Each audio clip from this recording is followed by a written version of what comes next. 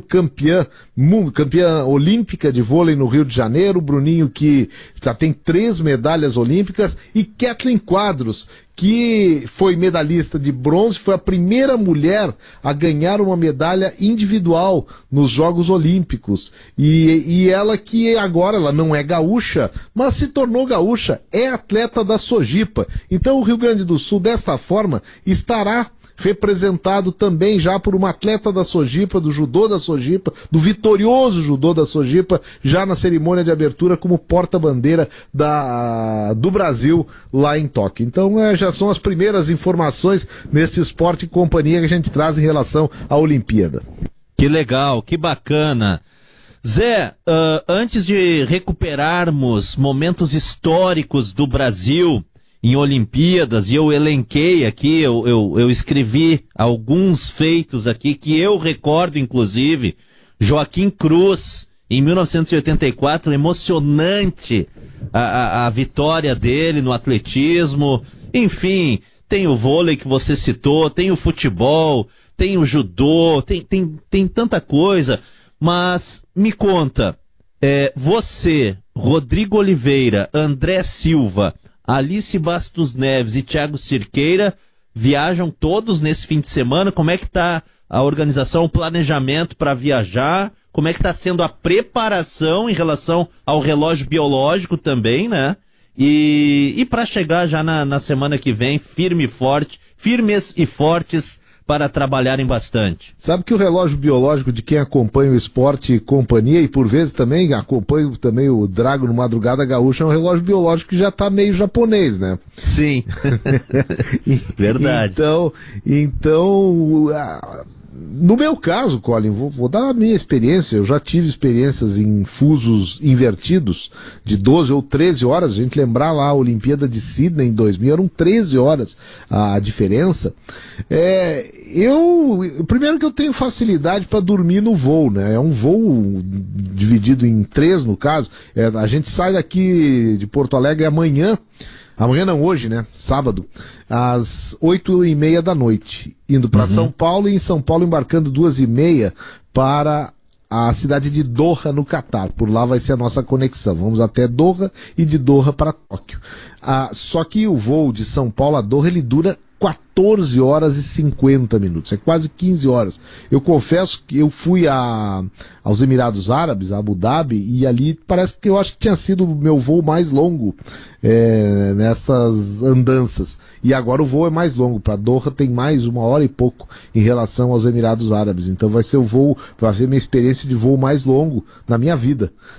Mas eu durmo, eu tenho facilidade para dormir, se não todo o voo, mas se o cara consegue dormir pelo menos metade do voo, são 8 horas quase, né? Sim. É o tempo ideal para se dormir de 14 horas e 50, se tu dormir 7 horas, é o tempo normal. E aí meio que tu te perde entre ver dia, ver noite, então tu chega muito cansado no Japão, verdade é essa. Porque depois ainda tem até a outra perna, de Doha até Narita, até o aeroporto lá em Tóquio, e aí tem mais, não dá 15 horas, mas dá 9 horas de viagem. Ao todo são 36, viu? O cálculo é 36, com uma expectativa, e a gente está pegando informações de outros brasileiros que estão chegando lá, das diversas atividades, colegas jornalistas e também atletas, dirigentes, que estão chegando, e teve gente que levou, Colin, dentro do aeroporto, para tramitação de imigração, de exame sanitário, que é a novidade, a obrigatoriedade, até 7 horas dentro do aeroporto. Poxa! Nós vamos chegar lá, a previsão é de chegar por volta de 5 da tarde, de segunda-feira, no Japão. 5 da manhã pelo horário brasileiro. Mas se ficar 7 horas, nós vamos sair do aeroporto pelo horário brasileiro ao meio-dia da próxima segunda-feira, meia-noite no Japão. Só que aí, meia-noite, nós vamos estar tão cansados, essa é a minha expectativa, nós vamos estar tão cansados que nós vamos chegar no hotel na hora de dormir. E aí a gente vai dormir, quem sabe, 7, 8 horas, e quando se acordar, já se acorda num horário japonês legal, 8 horas da manhã. Então, essa é a minha esperança, que aconteça uma adaptação rápida, porque, claro, que chega o segundo dia é complicado, o segundo dia é pior do que o primeiro. O primeiro dia a adrenalina ajuda, tal, tu tá cansado, mistura o sono do cansaço com o sono normal, Mas no segundo dia não, no segundo dia não tem mais o cansaço, daí é o relógio biológico mesmo, é o teu corpo que chega lá com a luz do meio-dia, tu começa a pensar no Esporte e Companhia. Ah, coisa boa. Que é o que vai estar no ar aqui, né? Sim, sim, sim. É, que legal, já vão sintonizar no Colin, no Barãozinho. Isso, na hora do almoço. Eu vou estar almoçando. O esporte vai ter o esportes à meia-noite aqui, né? Então vai sim, ter sim. esportes eu vou estar ouvindo o esportes ao meio-dia lá no Japão. Show de bola. 12:15 marcou o sinal. E vocês viajam todos juntos ou vão divididos, digamos assim? Não, todos juntos no mesmo. Que legal, voo, que bom grupo, também. É muito bom e para nossa logística, se separar, a possibilidade de chegar lá e ter horários desencontrados e funções desencontradas é muito mais complicado. E nesse ponto o Thiago Cerqueira, que é o nosso comandante, capitão da equipe, o Thiago, ele também os meios de comunicação em Olimpíadas, Copa do Mundo, sempre tem um responsável pela equipe. E o que facilita muito a parte burocrática, e a minha vida também, nossa vida também, porque o Thiago acaba canalizando todas as questões. Hoje de tarde, por exemplo, eu passei para ele os PDFs, as cópias dos exames PCR que eu fiz ontem e hoje. Aliás, anteontem e ontem, porque foi quinta e sexta. A gente fez, toda a equipe fez 2 testes PCR, todos deram negativos, tanto de quinta como de sexta, porque sem 2 testes positivos, menos de 72 horas da chegada, não tem entrada no Japão. Se desse um negativo, ficava. Sabe? Se desse um negativo, ficava no Brasil. E na chegada ao Japão, por isso que demora 7 horas dentro do aeroporto. Tu és obrigado a fazer um teste PCR e um outro teste que é feito através da saliva e o resultado demora. E vai estar todo mundo chegando em Tóquio nos próximos dias. Já está chegando em Tóquio. Então essa é a dificuldade, a burocracia. Não acredito que a gente vai ter muito problema em alfândega, porque eles também estão preparados para receber equipamentos de televisão, de transmissão. Eles já sabem mais ou menos quando o cara chega com credencial olímpica, que ali vai ter equipamento. Então eles já conhecem isso. Não é o lugar que vai demorar mais a alfândega lá no Japão. A questão mesmo é a questão sanitária depois da imigração. Zé, vocês vão se dividir nas coberturas? Como é que vai ser esse trabalho antes da gente fazer aí o nosso quadro Memórias do Zé, comparando com outras Olimpíadas? Como é que vai ser essa divisão de trabalho aí contigo, André Silva, Rodrigo Oliveira, Alice Bastos Neves e o Thiago Cerqueira? Vai ser um negócio assim da gente se dividir. Dividir não, se multiplicar. Na verdade é uma multiplicação, não é uma divisão. Porque o Zé Alberto da Gaúcha e do GZH, da coluninha, é o Zé Alberto também que vai estar com coluna no jornal. É o Zé Alberto que vai estar, por vezes, postando vídeo em redes sociais, para o site, mas também colaborando com imagens e algumas coisas para a RBS TV.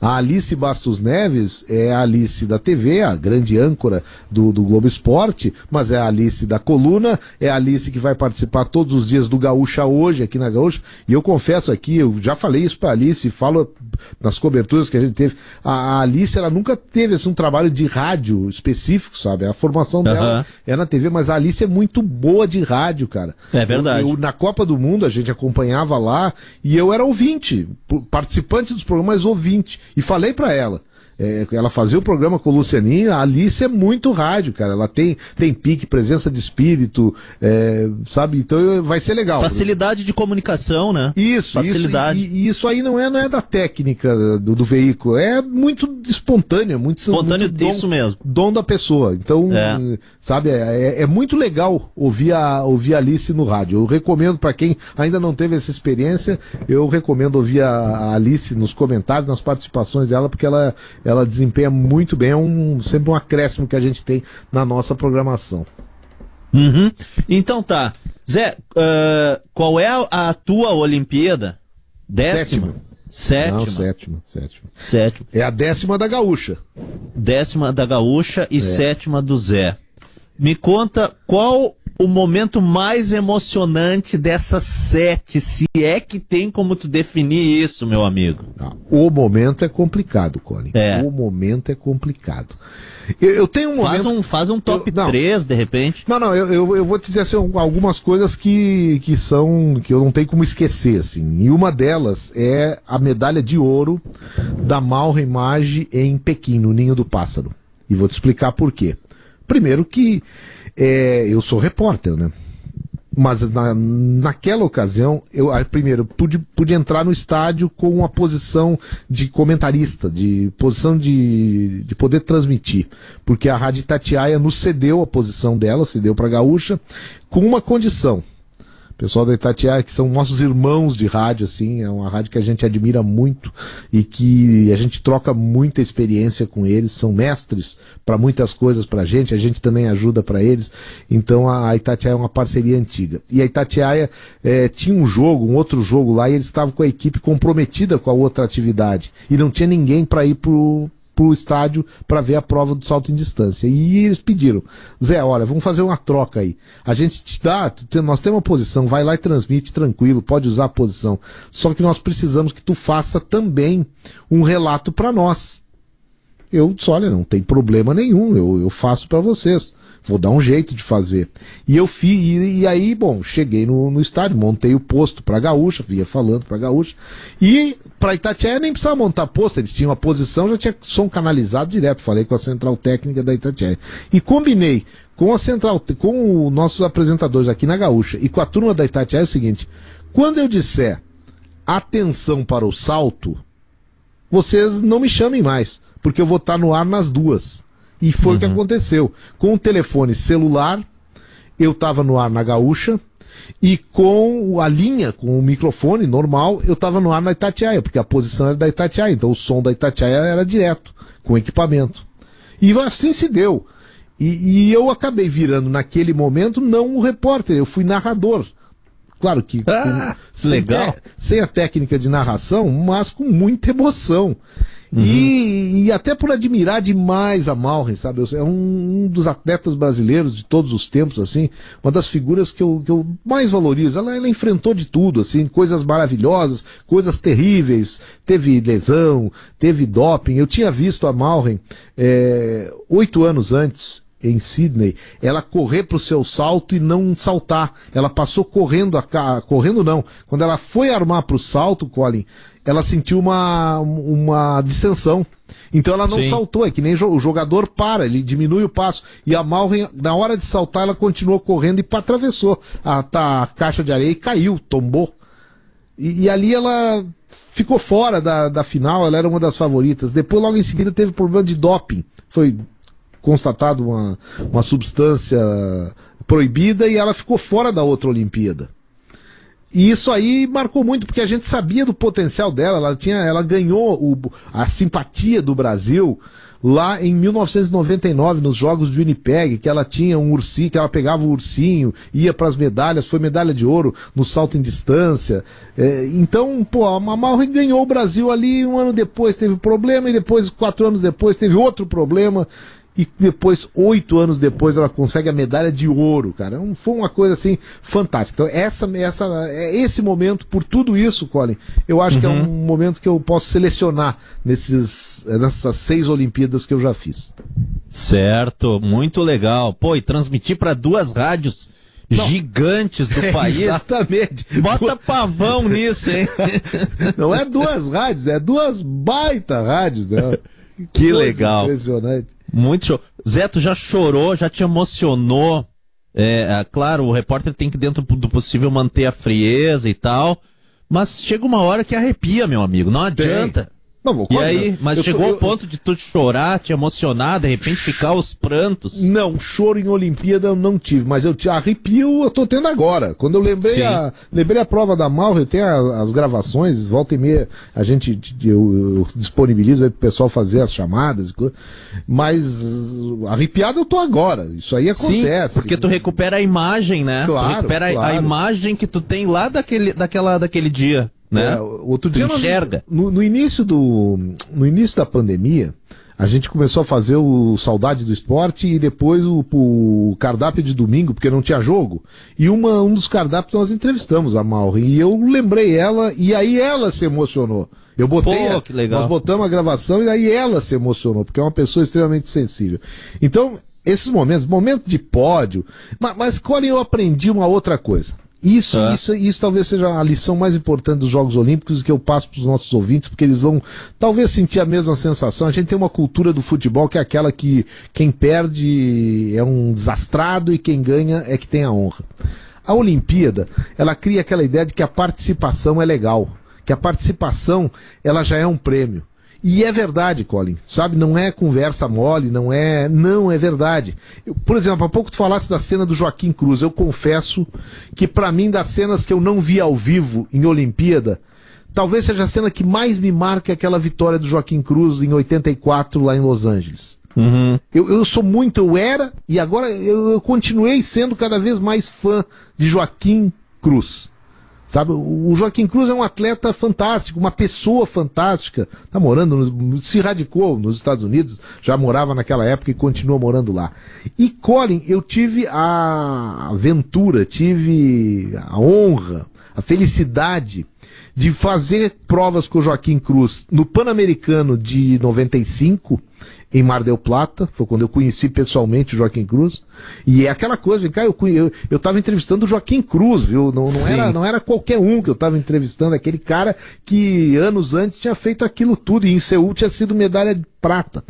Uhum. E depois, daí um ano depois a gente foi pra Atlanta, e o Joaquim foi a última Olimpíada dele, ele disse, vai ser minha última Olimpíada, a prova vai ser minha prova de despedida. Claro que a gente pensa no Joaquim Cruz, chega lá, nós queremos ver o Joaquim de novo no pódio, aquela coisa assim, vai. O Joaquim Cruz nem foi pra final, Colin. Ele foi eliminado, acho que na primeira ou na segunda passada da prova dos 1.500 metros. Não teve nenhum tipo de tristeza, cara, era uma festa a passagem dele na zona mista, eliminado. Pelo fato dele estar encerrando, ele chorava pelo encerramento da carreira e aquilo ali foi mudando aquela cena, aquela vivência. Cena de derrota. A cena de derrota mudou para uma cena de superação de limites. Isso, não tinha derrota, ele estava feliz e tinha que estar feliz, ele estava encerrando uma carreira de quem foi medalha de ouro, recordista olímpico lá em Los Angeles, medalha de prata em Seul, medalha em tudo que foi coisa, campeonato mundial, Jogos Pan-Americanos. Então ele não tinha mais nada que provar, ele estava feliz por estar participando de uma Olimpíada e encerrando a carreira nos Jogos Olímpicos lá nos Estados Unidos. Naquele momento, Colin, aquilo ali foi uma coisa muito importante para mim, assim, de compreensão, era a minha primeira Olimpíada, sabe? Uhum. E eu te explicar, mas eu vim para cá para ver o Joaquim Cruz no pódio, eu tô vibrando com ele, eliminado na primeira eliminatória. Passa uma mensagem, né? Passou. Pra vida, né? Claro. E assim eu vi, por exemplo, a Daiane dos Santos, agora para trazer uma coisa bem mais recente. A Daiane era a grande favorita nos Jogos de Atenas, no aparelho do solo. Ela não foi bem, ela pisou fora da linha, ela foi desclassificada. Desclassificada não, ela perdeu pontos e não chegou nem ao pódio. Aquilo ali naquele momento foi uma grande frustração para ela, principalmente, certamente, para nós que tínhamos a perspectiva de ter uma medalha, pelo menos uma medalha gaúcha. A Daiane era uma típica representante gaúcha e não deu a medalha. A gente ficou frustrado, ficou desapontado, tal. Mas com o tempo, 4 anos depois, a Daiane estava na Olimpíada da China, ela já estava até fora de idade. Ela sabia que ela não ia ter o resultado. A Olimpíada dela era de Atenas. Cara, tu precisava ver o que era a alegria contagiante da Daiane na China, onde ela sabia que ela não ia ter resultado, sabe? Uhum. O que é isso? Isso é um atleta que sabe valorizar onde ele está, a Olimpíada, que está representando o país, e que isso aí é uma coisa que passa pra gente. Pra gente, e a gente quer passar pros nossos ouvintes também. É uma grande celebração do esporte dos Jogos Olímpicos. Os resultados, os recordes, isso é a cereja do bolo. Mas o bolo mesmo, o bolo é a grande confraternização, o esporte, a excelência daqueles atletas que lá estão. Então, isso aí não tem preço. Essa é a grande mensagem olímpica que eu recebi ao longo desses já 25 anos que vão completar agora nos Jogos de Tóquio. 1992, tu estavas lá no vôlei? Macedão. Macedão fez em 1992 as duas primeiras transmissões ao vivo da Gaúcha de medalhas de ouro do Brasil. Primeira do Rogério Sampaio no judô e no último dia aquela medalha inesquecível do voleibol masculino. O Macedo conta que naquela oportunidade, eu estava em Porto Alegre, eu fiz a transmissão com o grande Roberto Brauner no nosso tubo. Porque a Gaúcha tinha os direitos de transmissão dos jogos, fez aqui também cobertura. Eu fiz com o Brauner a cobertura daquela grande final Brasil e Holanda. E no Saudoso final, Roberto Brauner, querido Roberto Brauner. O narrador de Bob todos Brauner. os esportes. O narrador de todos os esportes. Isso mesmo. O Brauner que um ano antes, de 92, tinha narrado o tricampeonato do Ayrton Senna em loco. Lá no Japão, onde nós vamos estar. Então, sim. Isso é uma coisa também que me fascina nessas horas, Colin. Claro, não tem automobilismo na Olimpíada, mas é a Gaúcha tendo aquela marca que ela popularizou, naquela época ainda, a rádio de todos os esportes. Eu sou um cara que eu gosto de todos os esportes. Então isso aí é pinto no lixo, sabe? É felicidade plena. Então aquele vôlei, o Macedo estava lá. O Macedo conta que foi a primeira vez que ele fez uma cobertura com telefone celular. Não era da rádio, porque em 92 celular era o celular era um tesouro, assim. E ele conseguiu na época emprestado o celular de um patrocinador da seleção de vôlei. E ele disse, olha, eu tô aqui pela Rádio Gaúcha, se vocês me emprestarem o celular, eu vou fazer a cobertura da seleção que vocês patrocinam. E prontamente ele recebeu e fez uma transmissão histórica da festa brasileira depois da medalha de ouro lá em Barcelona.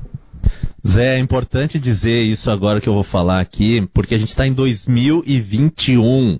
A galera nem fala mais no celular. A galera, o pessoal nem conversa, nem fala, é tudo WhatsApp, mais um monte de coisa, que é importante dizer que em 92, celular era peça raríssima no Brasil, né? Tu concorda? Porque assim, o meu celular eu consegui, a gente tinha que entrar na fila, tinha que se inscrever lá, eu me inscrevi na CRT ainda. Eu também. Acho que em 97 veio o meu aparelho, minha permissão para a linha. E era caríssimo. Caríssimo. E quem conversava na rua com celular, quem já tinha, passava uma impressão de ser para os outros, de ser uma pessoa exibida. Tem celular, faz questão de ficar falando na rua, no celular. Tu não lembra disso aí, Zé? Claro que lembro. Não, uma vez eu fui numa janta festiva de um dos dois grandes clubes aqui da capital.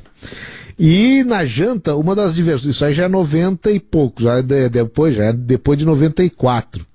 E na janta, a curtição da janta é que tinha ali algumas pessoas que tinham celular. Um ligava pro outro na mesa. A mesa era grande, só que era caro. Naquela época, lembra que o celular tu pagava, quem falava pagava tanto recebendo como se tu fizesse a ligação. Sim. Então era pra magnata o negócio do celular. Mas o Macedo, quando o Macedo fez essa transmissão, a primeira experiência que a Gaúcha teve com o telefone celular como teste e não funcionou direito, foi na Copa do Mundo de 90 na Itália. O pessoal que estava lá fez um teste lá para ver se funcionava, mas não funcionou direito. Em Barcelona, o Macedo conseguiu, porque era na Espanha. No Brasil não tinha sistema de telefonia celular que funcionasse legal. Não tinha mesmo. A primeira transmissão que eu fiz com celular, eu fui fazer um treino do Grêmio em Novo Hamburgo, Colin.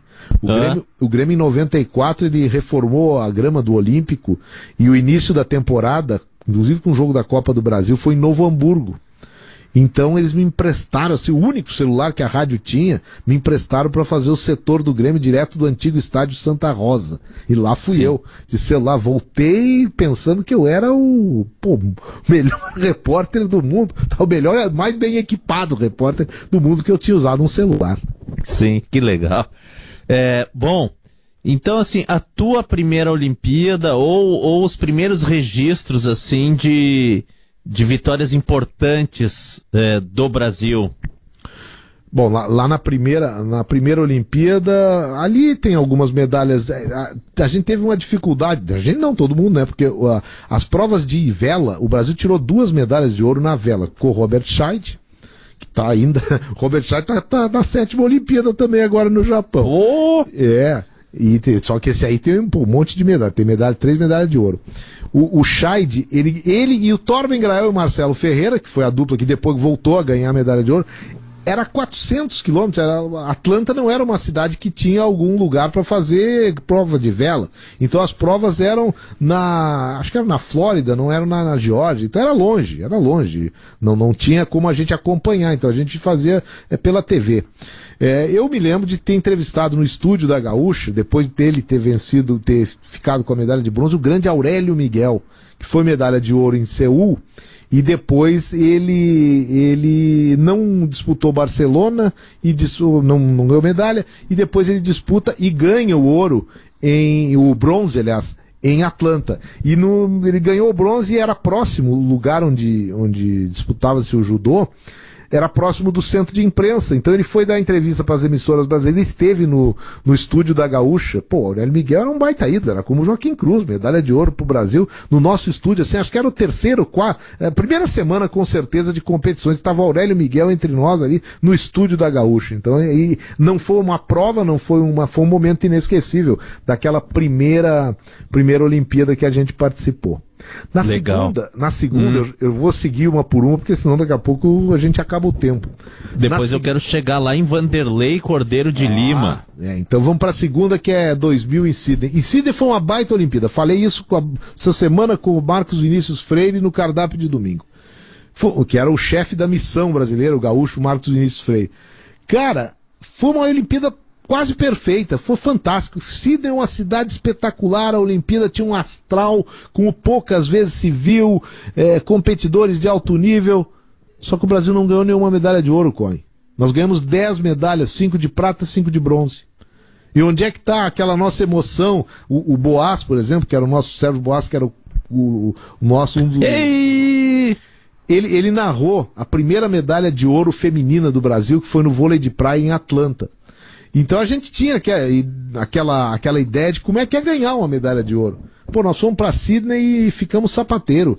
Não ganhamos nenhuma de ouro. O Eurico Miranda, foi um negócio engraçado em Sydney. O Vasco da Gama fez um projeto olímpico e contratou atleta de tudo que era esporte e só contratava os bala, Colin. Entre outros atletas, era do Vasco da Gama o Rodrigo Pessoa do hipismo. Nunca deve ter passado perto de São Januário, sede do Vasco. Então o Vasco tinha jogador de basquete, foi um projeto legal, assim, deu uma visibilidade. E o Eurico Miranda ia ginásio por ginásio para tentar entregar uma bandeira do Vasco para quem ganhasse medalha. Aí teve uns que ganharam, daí o Eurico não entregou, daí perguntaram, mas Eurico, o que houve? Ele disse, não, só vou entregar com medalha de ouro. Cara, a bandeira do Eurico voltou pro Brasil. Voltou. Tava aqui ele com aquela bandeira embaixo do sovaco, a Olimpíada inteira. E a última chance dele foi no último dia com o Rodrigo Pessoa, no hipismo. E o Rodrigo era o melhor cavaleiro da época. O cavalo dele, o Balubê do Rouet, era o melhor cavalo da época também. Ele era fantástico. O conjunto era invencível. O Zé lembra até o nome do cavalo. Não, o Balubê entrou pra história do esporte brasileiro. Espetáculo. Aí o Balubê, o Rodrigo Pessoa é o último a entrar. Já tinha os resultados todo mundo. Se ele passasse zerado, ele ganhava a medalha de ouro. Último dia de competições, última competição da Olimpíada. E o Brasil estava zerado. E estava lá o Euricão. Euricão com a sua bandeira do Vasco embaixo do braço. Cara, o cavalo no primeiro obstáculo, que era fácil, ninguém bateu no primeiro obstáculo, derrubou o obstáculo. Ali o Rodrigo já tinha perdido pontos que já tirava a medalha de ouro, ele ainda estava com o bronze. Quando o cavalo chega no triplo, o Rodrigo prepara o cavalo e o cavalo se nega, o cavalo ele para. Freia. Uhum. E ele rejeitou o obstáculo, parou, e aí o Rodrigo saiu da prova, abandonou a prova, terminou a Olimpíada pro Brasil ali, e o Euricão voltou para casa sem entregar a sua medalha, a sua bandeira do Vasco para ninguém. Mas foi uma Olimpíada espetacular. Sydney foi a recordação de Sydney é um negócio fantástico. Para depois, aí sim, aí vamos para Grécia. Vamos para Grécia. Memórias de José Alberto Andrade. Agora, memórias em termos de Olimpíadas, né? Porque os Jogos Olímpicos estão batendo a porta. Bom, na Grécia é o seguinte, Primeiro, o futebol brasileiro ficou fora daquela Olimpíada. Aquilo ali, pra mim, seria uma medalha de ouro certa.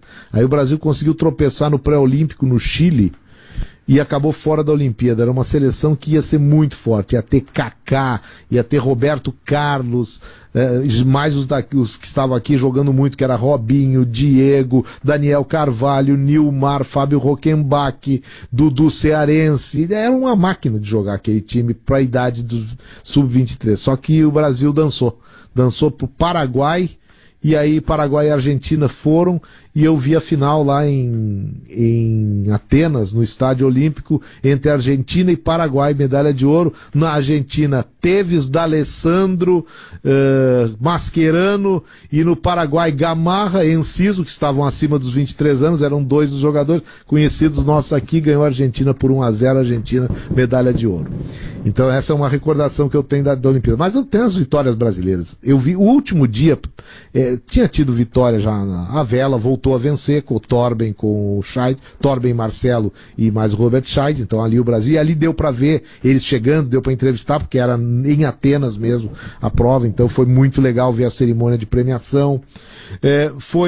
E até que chegou o último dia, Colin, o último dia da Olimpíada em Atenas.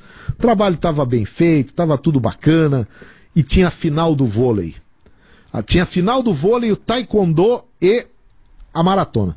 Final do vôlei, Brasil campeão, time do Bernardinho arrasou, Gustavão no meio da rede, era a segunda geração de ouro, né? Tinha a geração de prata, a primeira de ouro, e a segunda de ouro que já é do time do Bernardinho, já tinha Giba, Gustavo, Naubert, tinha aquela coisa, aquela turma bacana. Serginho já estava lá, eu acho também, Serginho ganhou tudo. E resultado, terminou o jogo do vôlei, a gente fez a festa, tal, e pegamos o ônibus da organização, mas tinha o taekwondo, que era bem pertinho do ginásio.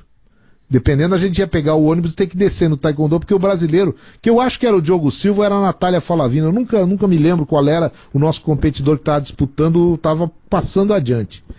Ligamos para Porto Alegre para saber, escuta, como é que tá o taekwondo, que nós estamos indo para lá. E nós, quando eu digo, não era só eu e o Sérgio Boas, era todos os brasileiros que estavam ali. É uma trupe que vai. Resultado, o nosso competidor no taekwondo acabou caindo fora. Aí, caiu fora, taekwondo tá fora, não tem medalha. Vão pra maratona. Aí não, nem ia pra maratona. Nós ia direto pro centro de imprensa, porque tinha que fechar as coisas, acabou a Olimpíada, né? Não tem maratona. Eu só ligava, vamos ligar pro Porto Alegre pra ver como é que tá a maratona, que eu tenho que preparar meu boletim pra dizer em que lugar chegaram os brasileiros na maratona, e terminou. Sim. Vamos pra cerimônia de... Eu me lembro que eu e mais dois caras estavam... Um é o deputado João Vitor Xavier, lá de Belo Horizonte, da nossa rádio Itatiaia. Estávamos no fundo do ônibus, o Emerson Romano, também outro colega bacana da Itatiaia. Estávamos no fundo do ônibus, eu ligo para Porto Alegre, eu acho que o Lucianinho me atendeu. E aí, como é que tá a maratona aí? Zé, o brasileiro tá na frente, já tem metade da maratona. Como é que é? O brasileiro tá na frente, o Vanderlei Cordeiro Lima tá na frente da maratona, ele vai chegar, vai ganhar medalha. Cara, mudou todo o plano. Eu avisei, olha, gente, nós não vamos pra centro de imprensa nenhum, nós vamos pro estádio. Sim. E não era o estádio olímpico, era o estádio olímpico da primeira Olimpíada, o Panathinaiko, não era o da encerramento dos jogos. Era tudo fora, era no centro de Atenas, o trânsito todo trancado. Eu sei que nós pegamos o ônibus, daí a pouco descemos. O grande Heleno Hausmann, de Santa Cruz do Sul, grande figura, estava conosco também. Descemos no centro da cidade, o ônibus que não ia parar em lugar nenhum, parou para nós descer. Pegamos o metrô, foi o único dia que eu peguei metrô lá na Grécia. Resultado, Colin, é como se a gente chegasse, se a prova fosse em Porto Alegre, mais ou menos no mercado público, a chegada, e a gente desceu no túnel da Conceição e tocou a pé.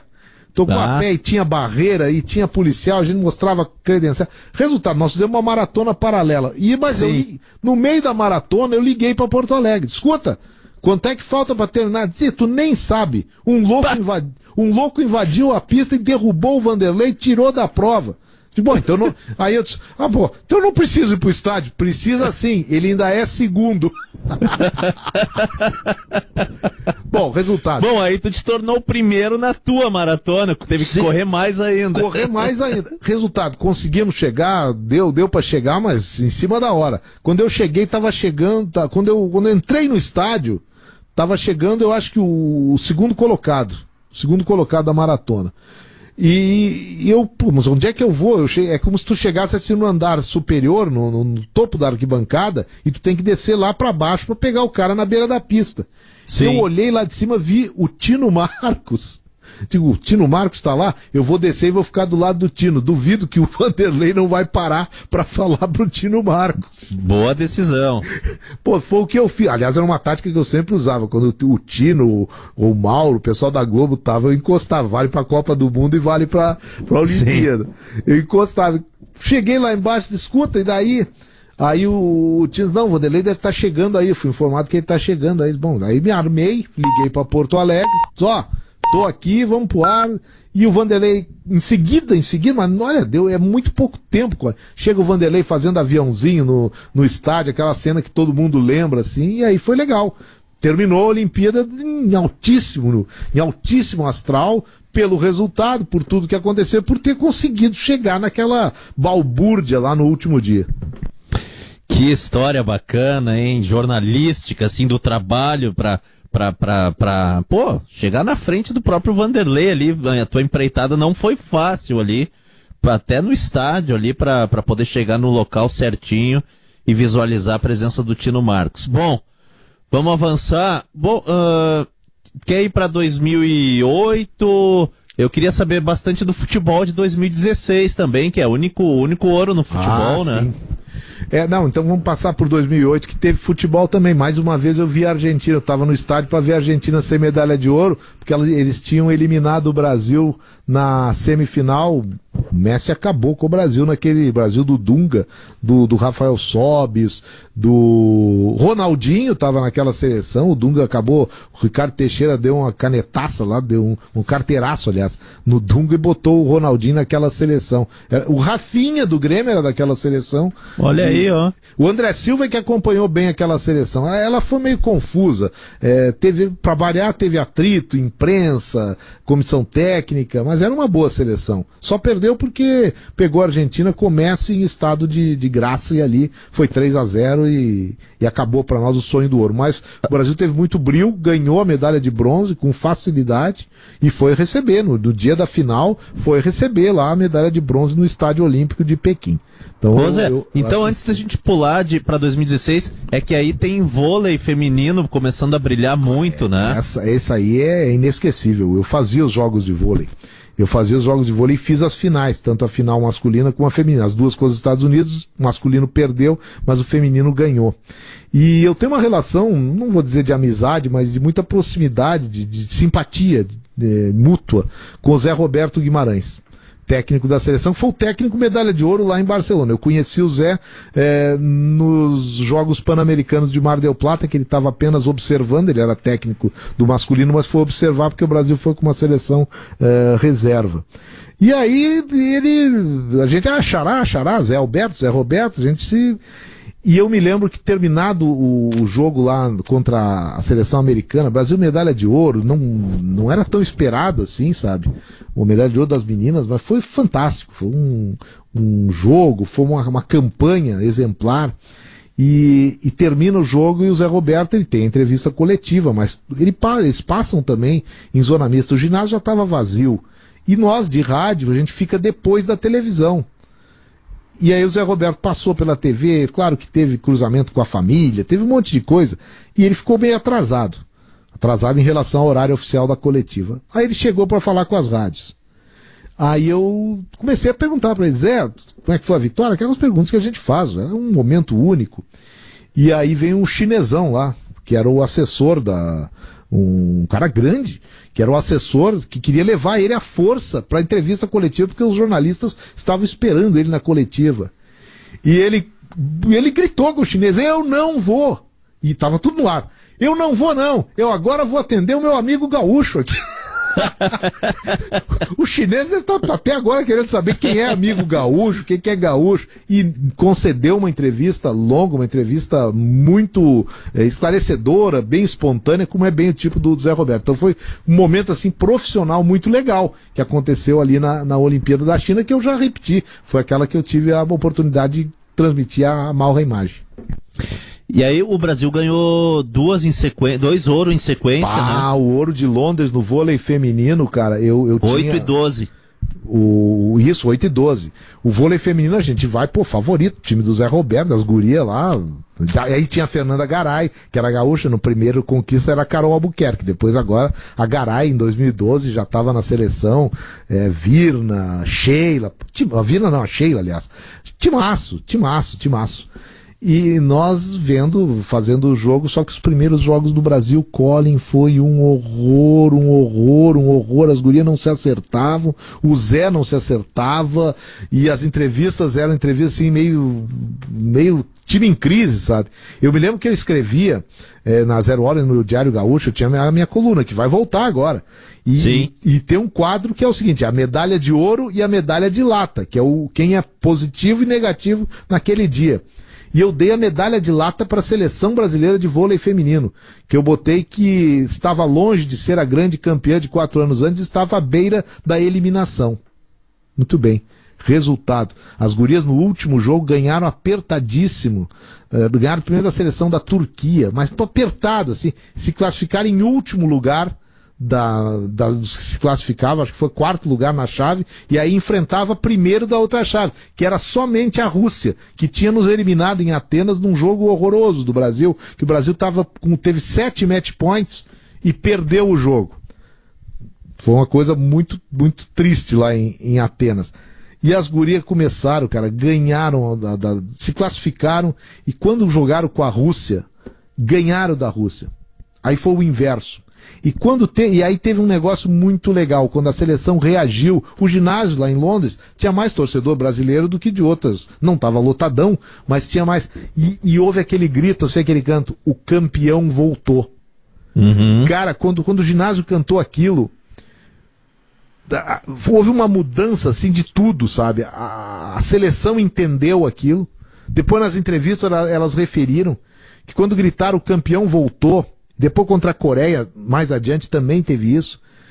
Mudou tudo, Colin. A seleção voltou a ser aquela, e aquela medalha de lata que eu tinha dado lá no início, eu dei acho que 2 de ouro em 2 dias seguidos, até que elas ganharam, aí sim ganharam o ouro, foi quebra de expectativa mesmo, o ouro do vôlei feminino, dentro da campanha que ela fez lá em Londres. Que legal, superando os próprios momentos de dificuldade vividos na Olimpíada. Chegando para ganhar o ouro, isso deixa a conquista muito mais saborosa, digamos assim. Para fechar nosso papo, Zé, e o Brasil de 2016, a única medalha de ouro no futebol que era tão aguardada e chegou em 2016. Ela tinha batido na trave de maneira... Era para ter sido em 2004. Aí não deu porque a seleção não foi, mas se fosse era bem candidata. Depois de 2008 foi essa que o Messi nos matou na semifinal. E pior, 2012... em Londres, o Brasil jogou com o México e era para ter ganho, já tinha Neymar no time, tinha o Leandro Damião naquele time do Brasil, Hulk era daquele time do Brasil, era para ter ganho aquela medalha. E bobeou, o time do Mano Menezes era o técnico, bobeou contra o México, saiu perdendo de 2-0 e não conseguiu buscar a vitória. Aí ficou engasgado demais. Bom, Olimpíada no Rio não dá para pensar em algo diferente desse maldito ou bendito ouro. O Brasil se preparou bem, se preparou para ser campeão, mas não fez uma campanha tão boa assim. Os primeiros jogos do Brasil foram complicados. Eu lembro que a entrada do Luan no time, é que acaba criando uma qualidade maior para o time brasileiro. Aí o Neymar passa também a jogar mais, Gabriel Jesus ali, aí aí o ataque deslanchou o ataque brasileiro. Então aí a partir do ataque melhorando, o Brasil melhorou como um todo e foi campeão olímpico nos pênaltis, é verdade, contra a seleção da Alemanha, e o Maracanã finalmente fez a festa brasileira que era esperada desde que o Brasil disputa futebol, lá acho que é 1952, nos Jogos de Helsinki, 52 em Helsinki. José Alberto Andrade, a gente não tem imagem aqui na nossa entrevista, mas nitidamente a gente percebe que teu olho brilha quando tu fala de Olimpíada. Só na voz, que é o que o rádio oferece. Então, meu amigo, obrigado. Esse quadro aí do Memórias do José Alberto Andrade que a gente criou, ficou muito show de bola hoje, às vésperas de mais uma Olimpíada que vem pela frente. Então, muito legal ouvir tuas histórias, uma boa viagem nesse final de semana, para ti, para toda a nossa equipe, e semana que vem a gente volta a se falar quando os jogos começarem, ou até antes mesmo, com as primeiras informações. Obrigado aí pelo papo, Zé. Os ouvintes aqui mandaram muitas e muitas mensagens, lembrando de momentos aí importantes, mas a gente teve que concentrar aí a conversa nessas conquistas, porque senão a gente iria até às 5 da manhã, Zé. Certamente, ou 5 da tarde lá no Japão. Colin, obrigado, tamo junto aí, o Barão da Madrugada vai ser o Barão Olímpico, que eu tô sabendo, a partir da semana que vem, e é o nosso horário, viu, Colin? Estamos se associando nesse horário, vai ter muita coisa bacana acontecendo, e a gente quer trazer o máximo de fatos e detalhes possíveis, seja dos jogos, disso que a gente falou, da parte técnica, mas principalmente também da ambientação. Essa Olimpíada é uma Olimpíada muito diferente de tudo que se viu.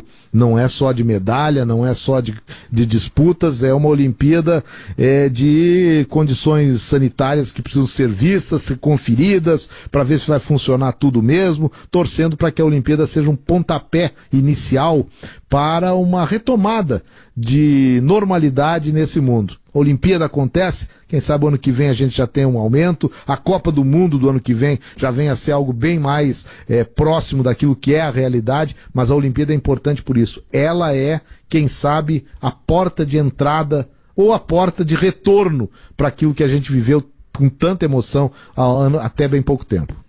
Vai com Deus lá, meu amigo. Forte abraço e boa viagem. Tamo junto, Colin. Tamo junto, arigatô, um abraço, José Alberto Andrade, 00:56.